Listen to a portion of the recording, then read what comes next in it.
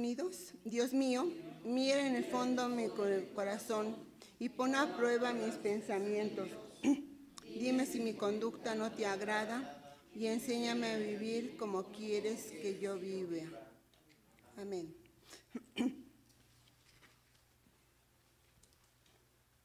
Vamos a entonar el himno Lugar hay donde descansar.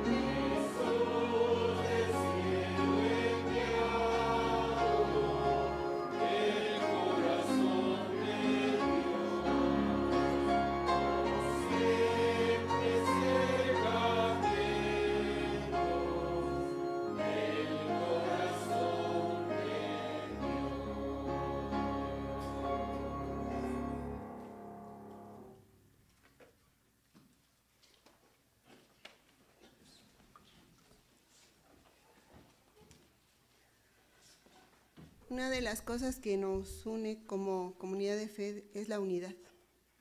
Sea pues que tengamos un saludo fraternal y la bienvenida a nuestros hermanos.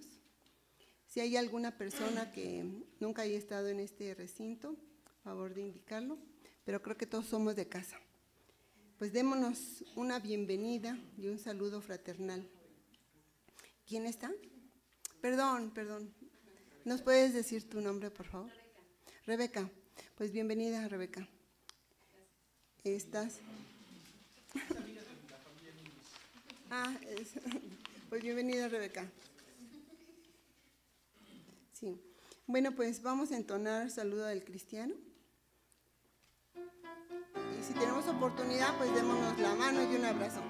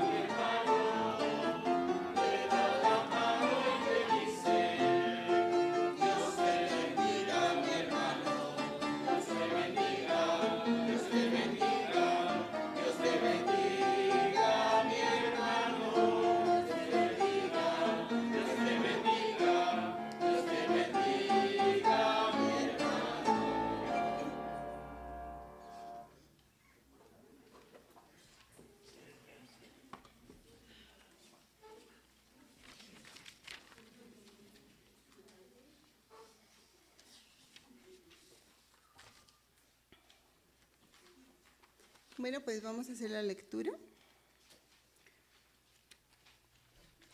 del Antiguo Testamento.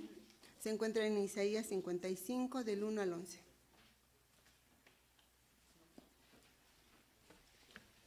Ay, perdón, primero.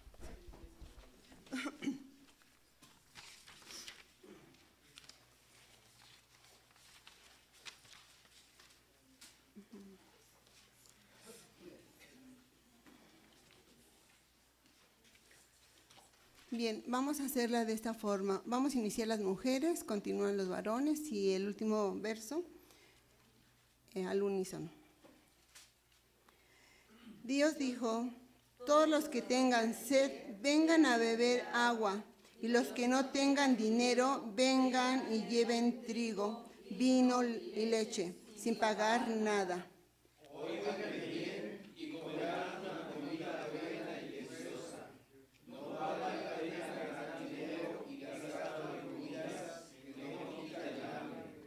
Isaías dijo: ahora es el momento oportuno, busquen a Dios, llámenlo ahora que está cerca. Arrepiéntanse, porque Dios está siempre dispuesto a perdonar. Él tiene compasión de ustedes, que cambien los malvados su manera de pensar y que dejen su mala conducta. Dios dijo: yo no pienso como piensan ustedes, ni actúo como ustedes actúan. Mis pensamientos y mis acciones están muy por encima de lo que ustedes piensan y hacen. Están más altos que los cielos. Les juro que es así. El poder de la palabra de Dios. Dios dijo: la lluvia y la nieve bajan del cielo y no vuelven a subir sin antes mojar y alimentar la tierra. Así es como brotan las semillas y el trigo que comemos. Lo mismo pasa con mi palabra cuando sale de mis labios. No vuelve a mí sin antes cumplir mis órdenes, sin hacer lo que yo quiero. Amén. Vayamos al Nuevo Testamento, en Mateo 24.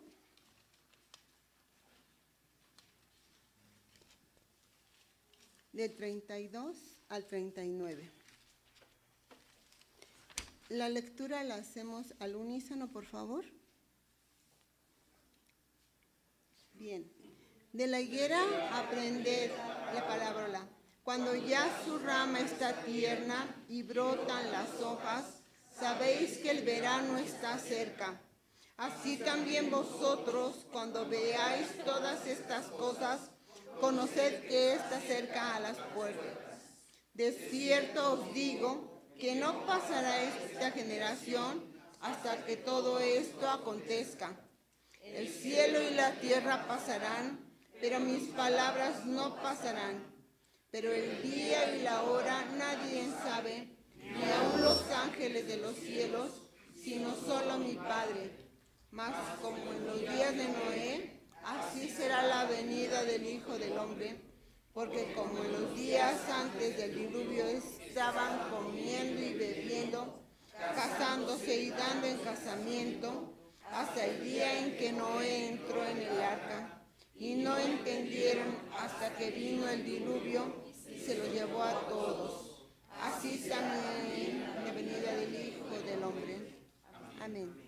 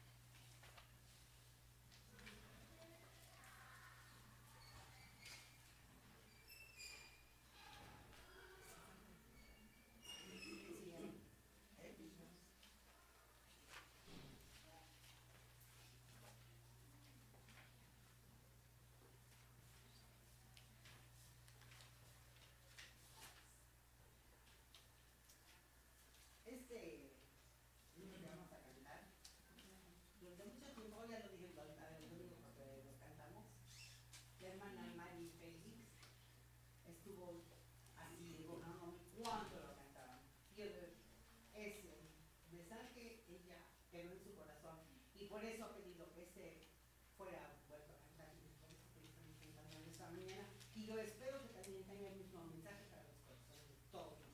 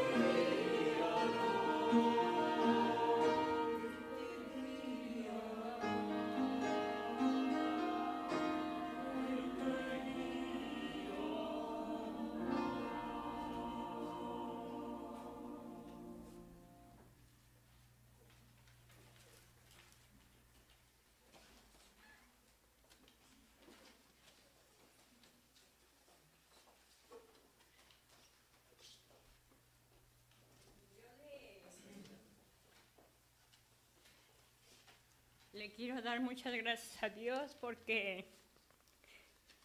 este himno trae a mi vida, a mi corazón, recuerdos de cuando mis hijos estaban igual en el coro y cantaban este mismo himno.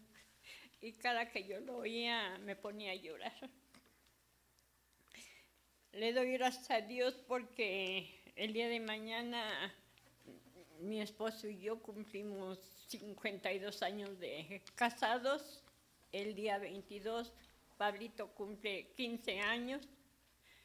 Y Dios ha traído grandes bendiciones a mi vida. Pero también Él sabe las preocupaciones que hay por la vida de algunos de mis hijos, de mis nietos. Pero aún así, ahí vamos mi esposo y yo jalando juntos la carreta. Ni uno se va para un lado, ni el otro para el otro. Los dos vamos juntos, unidos. Le doy muchas gracias a Dios por esta bendición.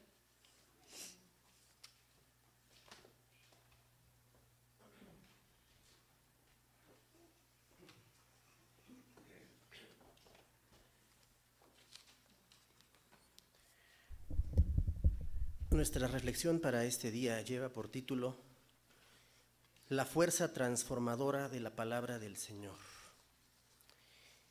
Y yo les quisiera preguntar, hermanos, si verdaderamente quisiéramos predicar a conciencia sobre este tema, ¿cuántas veces no tendríamos que estar en la disposición de ampliar suficientemente, indefinidamente un tema como este? No terminaríamos nunca. Les repito el título que ustedes tienen ahí en la guía de culto. La fuerza transformadora de la palabra del Señor.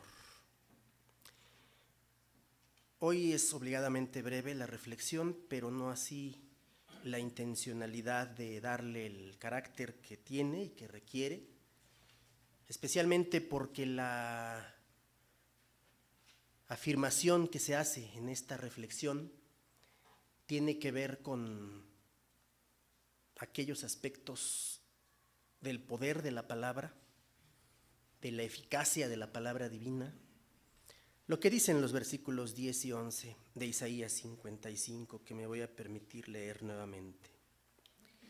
La lluvia y la nieve bajan del cielo y no vuelven a subir, sin antes mojar y alimentar la tierra.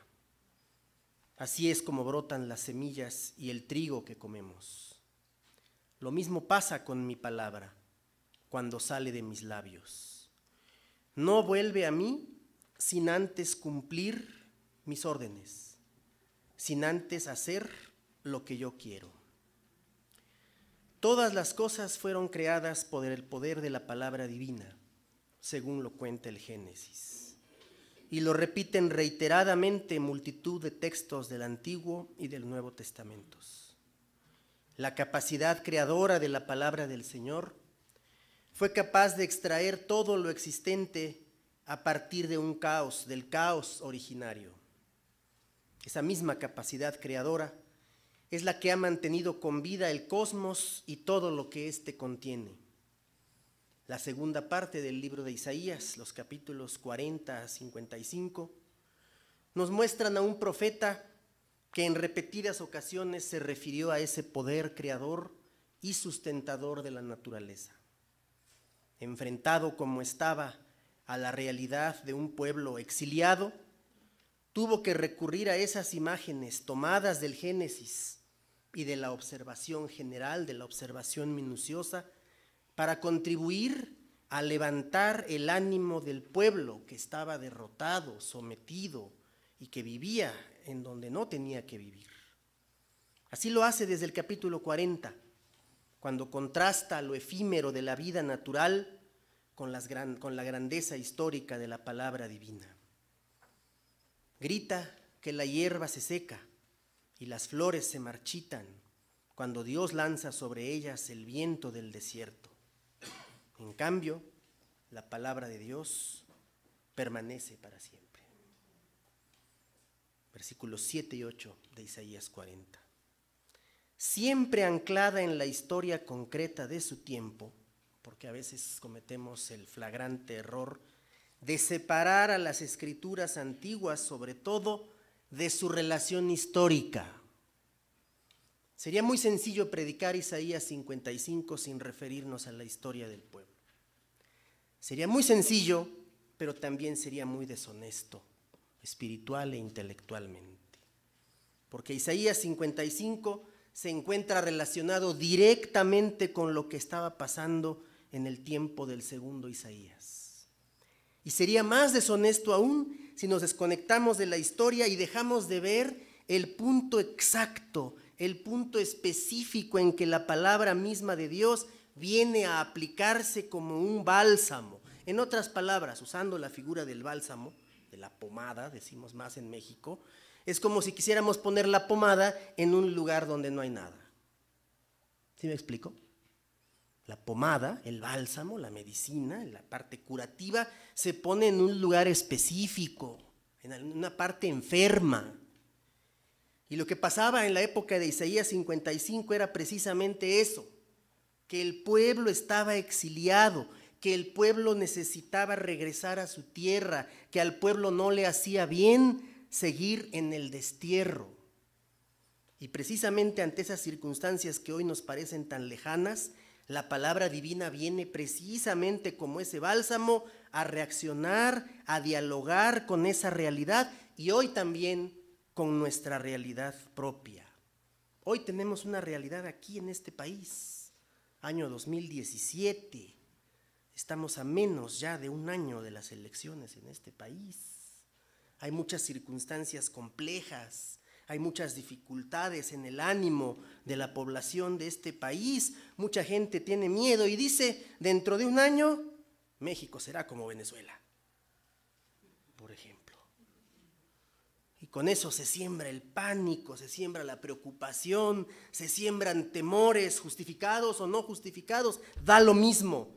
La gente protesta y dice y anuncia y reacciona y escribe donde puede y señala, sí, nosotros tenemos que evitar, y cierto personaje lo dijo, yo me voy a encargar de que eso no pase.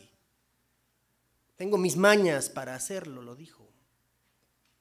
Y ahí está la enfermedad, ahí está el problema histórico, la situación histórica concreta donde la palabra de Dios, igual que en Isaías 55, en la época del destierro, del exilio, ¿cuántos años aproximadamente dicen las Escrituras en el resumen que hacen que estuvo exiliado el pueblo de Dios en Babilonia? ¿Cuántos años aproximadamente estuvo el pueblo de Dios exiliado en Babilonia? ¿Cuántos años?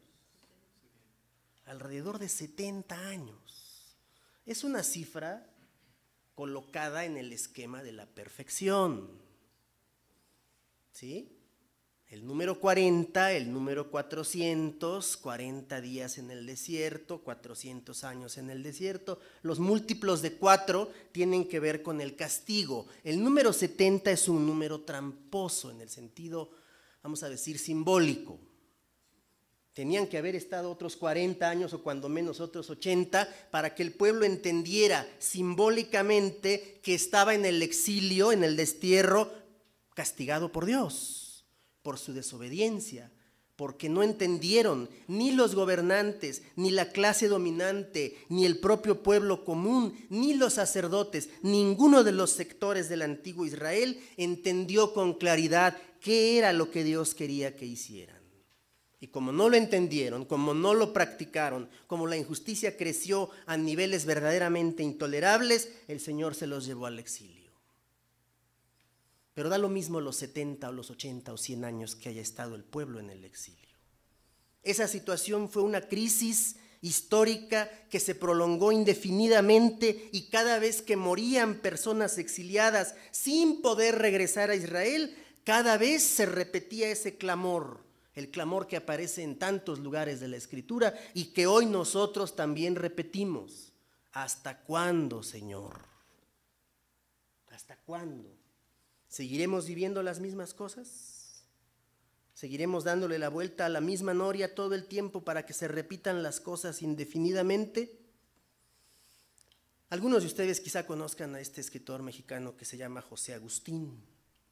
Algunos quizá lo conocen. Él ha calificado a la historia de México de tragicomedia. La historia de México es una tragicomedia. Tiene cosas trágicas y tiene elementos de comedia.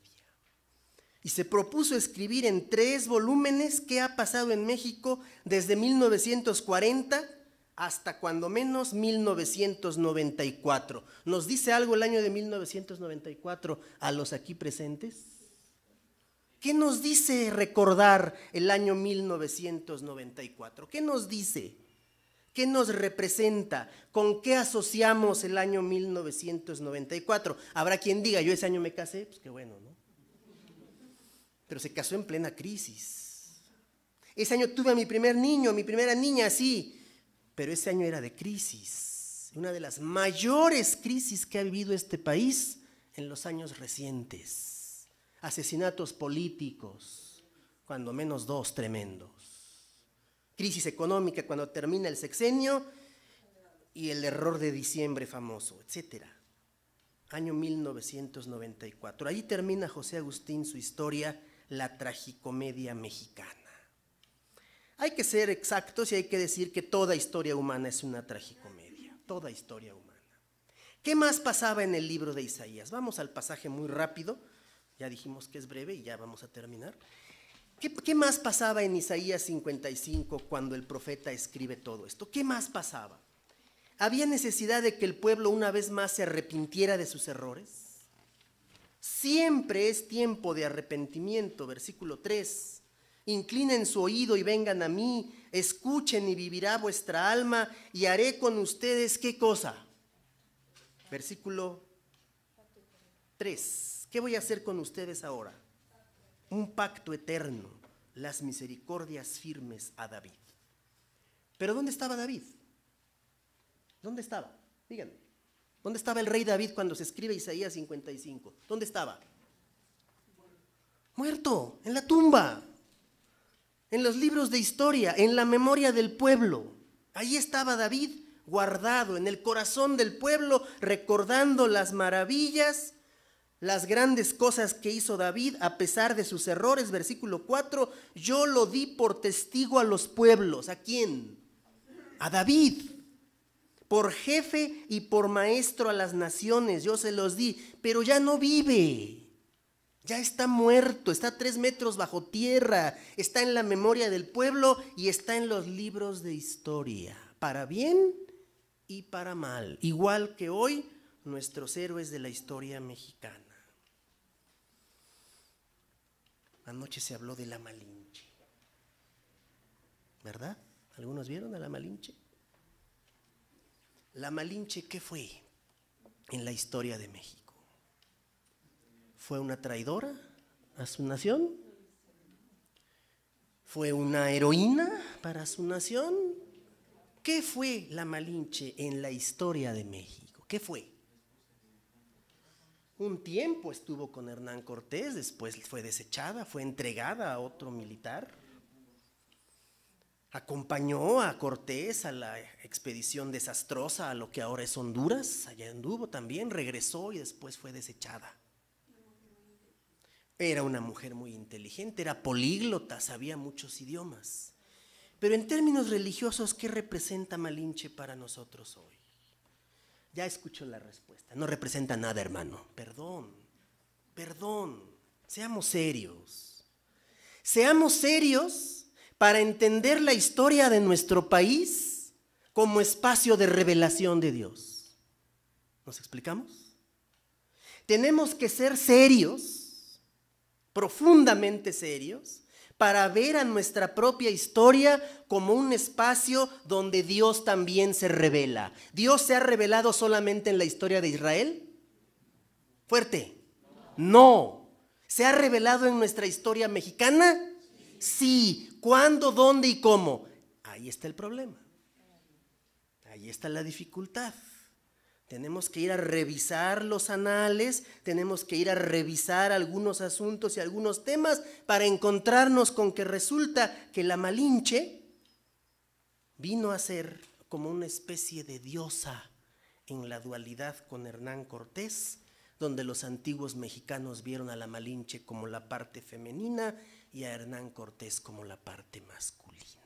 Vaya sorpresa. Vaya golpe a nuestra ignorancia histórica. Resulta que la conquista de México, siglo XVI, contemporánea de la Reforma Protestante, tuvo dimensiones cósmicas. La conquista de México tuvo dimensiones cósmicas. Y los historiadores de Clio, y a ellos les van a reclamar, por favor, dijeron en ese programa de 2011 que lo único que puede compararse en la historia universal con la conquista de México, lo único que puede compararse es el nacimiento de Jesucristo. ¿Cómo la ven? Así de ese tamaño. Así es la dimensión histórica del origen nuestro como país, como sociedad, como cultura, como nación.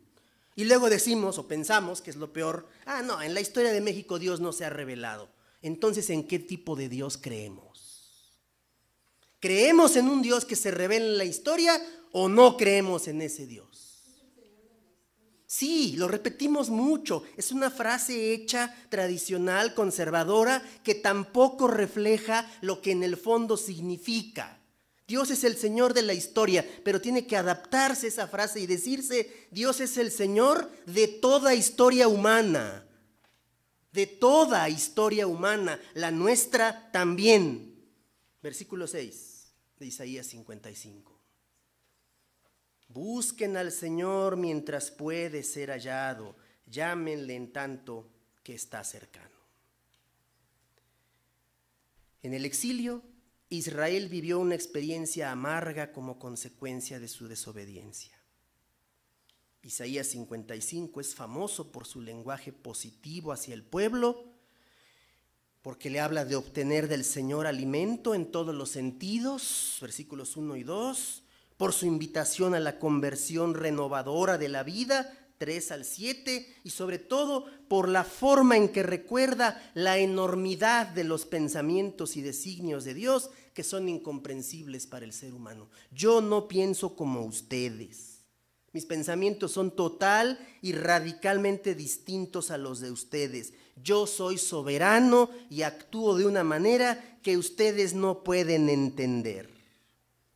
Con ese telón de fondo se introduce nuevamente la observación de los ciclos de la naturaleza en el versículo 10. Y después de eso, la maravilla de la palabra divina que proviene de los labios del Señor, como un efluvio poderoso capaz de hacer lo que Él quiera. Mi palabra, dice el Señor, es soberana. Mi palabra hace lo que yo quiero.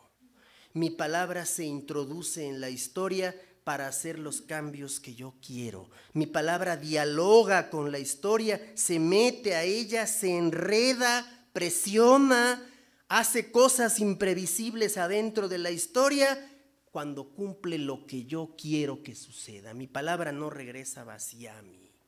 Mi palabra cumple los propósitos que yo quiero. Por eso, en nuestros tiempos, y aquí le pido a mi hermano Ismael que ponga esa imagen que le mandamos hace unos minutos, por eso, cada vez que uno se acerca a las Sagradas Escrituras, corre el riesgo tremendo de ser interpelados, de ser llamados al orden, de ser llamados a la buena comprensión de lo que es la voluntad de Dios. Esta portadita ahí está. Si ustedes vieran el librito tan chiquito como es una cosita de nada. Eso sí, carísimo, el triste librito, ¿no? Hace algunos años que nosotros estábamos estudiando el Antiguo Testamento, tuvimos que llegar a la conclusión de que había que modificar ciertas perspectivas sobre lo que enseña el Antiguo Testamento. El Antiguo Testamento, estarán de acuerdo todos ustedes, hermanos, se nos indigesta demasiado. Nos cuesta mucho trabajo, damos el salto mortal desde el Antiguo Testamento hasta nuestra época y tenemos dificultades para poder comprender ¿cuál es la diferencia profunda entre el Antiguo Testamento y el Nuevo? Y hacemos unos saltos mortales, a veces no caemos de pie y con el Antiguo Testamento sufrimos mucho. Este señor, que es uno de los más grandes críticos literarios de la actualidad, George Steiner, le pidieron de favor que hiciera un prefacio a una edición en inglés de la Biblia hebrea para la versión clásica del rey James, de King James en inglés, que es la gran traducción en inglés de la Biblia, comparable a la Reina Valera que usamos nosotros. Y George Steiner se puso a investigar, se puso a reflexionar y escribió cosas como la siguiente. Ya puedes prender la luz, hermano. Hay hombres y más recientemente mujeres, gracias a Dios, que han dedicado toda una vida de estudio a un único extracto bíblico. Personas que se han dedicado a estudiar la Biblia de verdad. Por ejemplo, a los primeros capítulos del Génesis, a las prescripciones rituales del Levítico, a los denominados salmos davídicos de David, a la inabarcable vastedad de Isaías o Job, a Romanos del 9 al 13 o a los enigmas del Apocalipsis. Durante siglos ha habido encarnizadas discusiones cuyas consecuencias han incidido en la historia social y política de Occidente, como en el caso de la Reforma, nada menos, sobre la verdadera interpretación de esta o aquella máxima paulina de tal o cual giro idiomático en Isaías 49 al 53. Y termina Steiner. Se han llevado a cabo matanzas, lamentablemente, y se han asolado ciudades a partir de disputas acerca de la enunciación del sacramento del bautismo o de admoniciones sobre la posesión de propiedades privadas por parte de la Iglesia en los evangelios o en los hechos de los apóstoles. La posible elisión o mutación de un solo marcador vocálico en el texto hebreo puede, en Números 14 y 15 o en Job, alterar el edificio de la teología. Y así se sigue este señor hablando de la Biblia hebrea, del Antiguo Testamento. Y cada paso que va dando en su escritura nos va dejando mudos, nos va dejando fríos, nos va dejando inermes ante la vastedad de lo que hacemos cuando nos acercamos a los textos sagrados. Isaías 55, 10 y 11 subrayan en las propias palabras del Señor que esta palabra soberana, que esta palabra que quiso y quiere enredarse con la historia, es una palabra eterna, es una palabra poderosa, que tiene una fuerza transformadora y que puede cambiar, como lo hizo tantas veces en la antigüedad, puede cambiar el curso de la historia. Ya cambió el curso de nuestras vidas, ¿verdad? ¿Verdad que sí? Hermanos, allá atrás, ¿ya cambió el curso de nuestras vidas la palabra de Dios? ¿Sí? Pues así como cambió el curso de nuestras vidas, puede y quiere seguir cambiando el curso de la historia. Un hermano presbiteriano, lo recuerdo aquí con mucho afecto, un hermano presbiteriano que se llama Mercedes, es hombre y se llama Mercedes, es del occidente de México, sinaloense para mayores señas. Le recomendamos que leyera este librito de Steiner. Lo compró, hizo el esfuerzo económico de conseguirlo y cuando terminó de leerlo dijo: no, yo lo voy a copiar completo, lo voy a transcribir completo en mi máquina y lo voy a difundir con todos mis conocidos. Y se puso a copiar todo el contenido del libro para poder compartirlo con los demás. Aquí tal vez haya alguien que se interese por el librito de George Steiner, porque la palabra de Dios, dice Isaías 55, versículos 10 y 11, es una palabra soberana, es una palabra eficaz, es una palabra poderosa, es una palabra que quiso y quiere hoy también enredarse con la historia para transformarla. Que Dios nos bendiga, hermanos.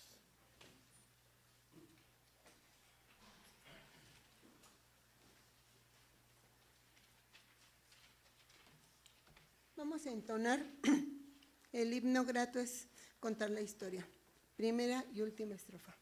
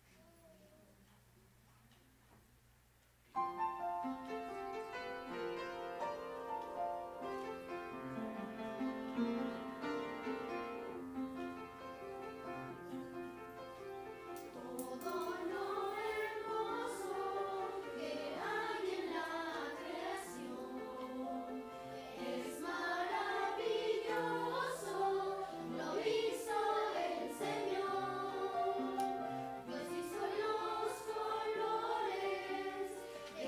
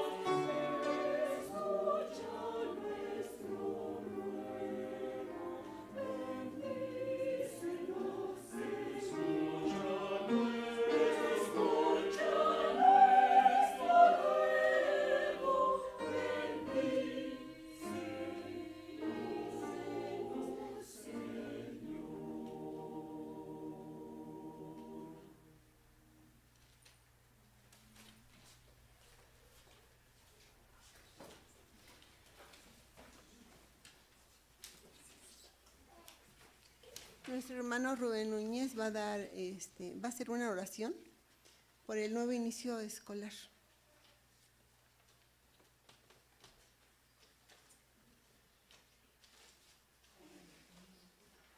Vamos a ponernos en pie, por favor. Te damos gracias, Padre Eterno, porque en esta ocasión podemos interceder por los niños, los jóvenes, las señoritas, las niñas y cada una de las personas que el día de mañana van a iniciar sus estudios. Te pedimos, Señor, que en la vida de ellos derrames tus bendiciones, que tú puedas fortalecerlos, ayudarlos, sustentar los estudios, Señor, y que ellos puedan sentir que están acompañados por ti, Padre Eterno, por tu Espíritu, quien los va a fortalecer, les va a dar sabiduría, inteligencia para poder cursar este periodo de clase, Señor. Te pedimos, Padre Eterno, que bendigas las escuelas, que no haya problemas, Señor, para los ingresos, a los maestros, que les pongas en su corazón, en su vida, el deseo y el afán de enseñar y dedicar su enseñanza, Señor, y llevarla a cabo bien. Padre bendito, te suplicamos que bendigas a nuestro país y que en este inicio de clases todo sea bendición para los niños, jóvenes, señoritas, adultos que estudian. Te lo pedimos en el nombre de Jesucristo. Amén.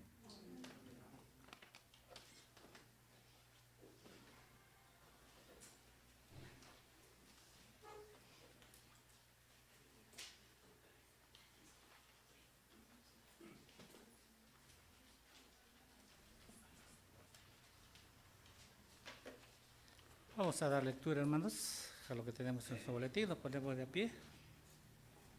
Una mayordomía solidaria. Dios puede darle muchas cosas a fin de que tengan todo lo necesario y aún les sobre. Así podrán hacer algo en favor de otros. Amén. Padre bendito, te damos gracias una vez más porque nos permite, Señor, estar presentes en tu casa de oración, Señor, escuchando tu palabra, escuchando los cánticos bellos, Padre bendito. Te damos gracias en este momento, Señor, por las ofrendas, diezmos que hemos traído para los servicios y el entendimiento de tu palabra. Te rogamos, Señor, que las limpies, que sean de mucho ayuda, Señor, sobre todo, Padre bendito, en el entendimiento de tu palabra. Te pedimos, Señor, que bendigas las fuentes de ingreso de tu iglesia, Padre Celestial, y que le proporciones un trabajo a toda persona, Señor, que no lo tiene. Te damos gracias, Señor, por Cristo Jesús. Amén.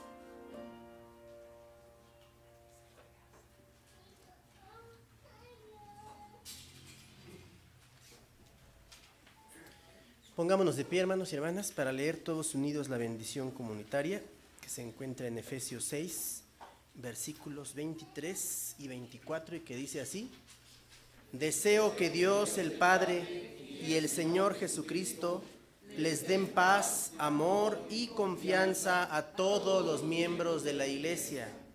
Y espero que Dios sea bueno con todos los que nunca dejan de amar a nuestro Señor Jesucristo. Amén. Escuchemos la bendición coral. Que Dios te bendiga.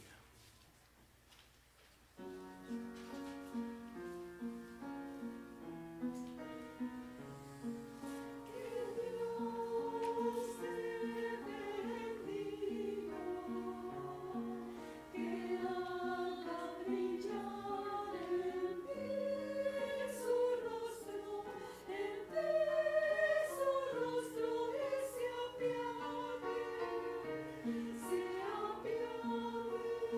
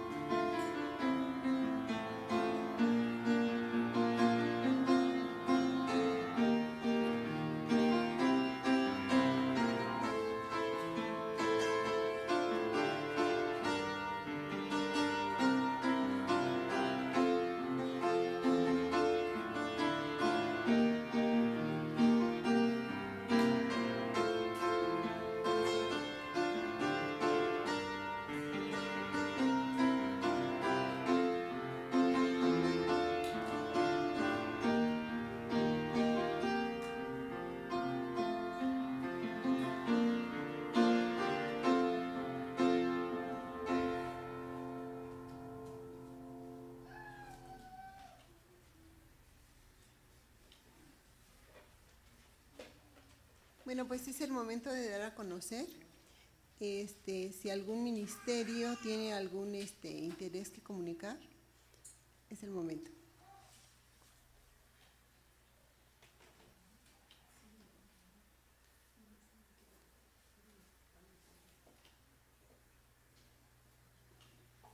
Hermanos, yo les quiero pedir a mis hermanos y hermanas de la Junta de Consistorio que por favor se pueden quedar unos minutos aquí al terminar el culto para tratar un asunto muy breve y muy rápido.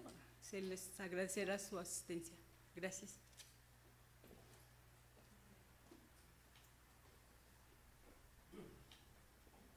En la pantalla ya están ustedes viendo, hermanos, el tema que vamos a tener, Dios mediante, la próxima semana. Nos acompañará en la predicación nuestro hermano el presbítero Héctor Mendoza Núñez. ¿Es Núñez también? Segundo apellido, el hermano Héctor.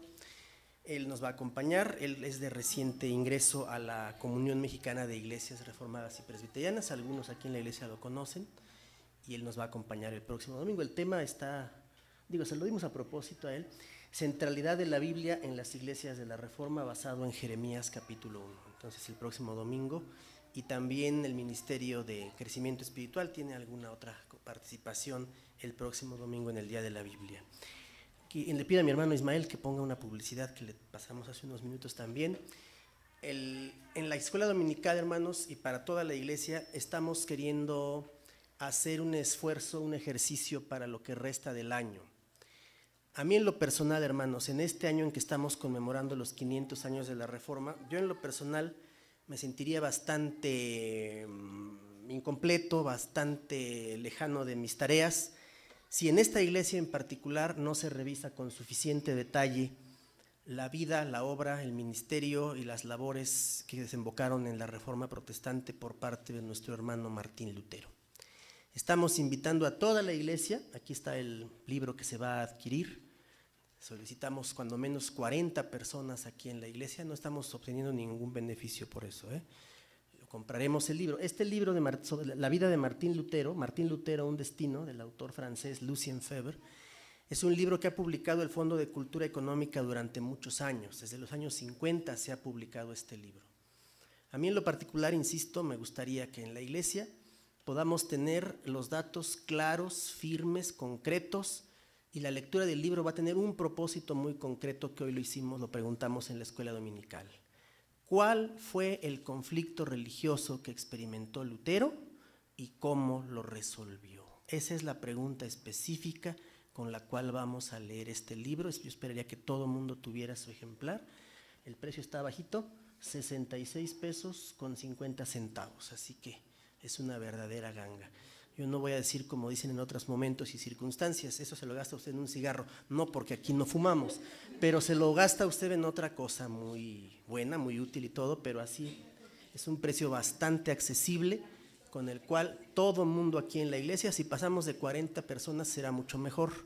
Y le vamos a pedir a nuestro hermano ministro de Educación Cristiana que él haga la lista de las personas que van a querer su ejemplar, para que en el transcurso de estas 2 semanas, con la solicitud que ustedes hagan, podamos comprar estos ejemplares para que todo el mundo tenga su biografía de Martín Lutero. Nuestro hermano Lauro tenía una preocupación un poco más específica sobre este tema, así que ya también está encarrerado y encarrilado con esta situación. Gracias, hermano. Perdón, una cosa más. Le pido al coro que se ponga de pie una vez más y a su directora, por favor, que pase aquí al frente, que también se ponga de pie nuestro hermano Jacobo. Pásele aquí al frente, hermana, por favor, si es tan amable. El coro en este día ha cumplido 11 años de actividades, hermanos. Estamos hablando del año en que inició. ¿Año qué? 2006. 2006 es el año en que empezó. Y damos muchas gracias a Dios porque a pesar de las muchas dificultades que surgen en estos menesteres, hermanos y hermanas que quisiéramos ver también aquí participando por muchas razones que les ha costado trabajo, pues esta organización, este coro ha seguido funcionando. Hay que darle gracias a Dios por eso y sobre todo, como lo hemos dicho en algún otro momento, la función, una de las muchas funciones del coro es educar musicalmente a la iglesia. ¿Sí? Leímos el Salmo que aparece ahí en el llamamiento a la adoración, que dice: alaben a Dios con himnos y con música de arpas. Y luego dice el Salmo: alábenlo con buena música, cántenle canciones nunca antes escuchadas y lancen gritos en su honor. Eso dice el Salmo, con buena música. Y damos gracias a Dios porque la buena música que canta el coro Laudate Dominum en esta iglesia educa, alaba y promueve la buena comunión con nuestro Dios. Así que yo les pido un aplauso para el coro. Le damos gracias a Dios por estos 11 años de esfuerzo, y al final también pues denle su abrazo a cada uno de los integrantes. Muchas gracias.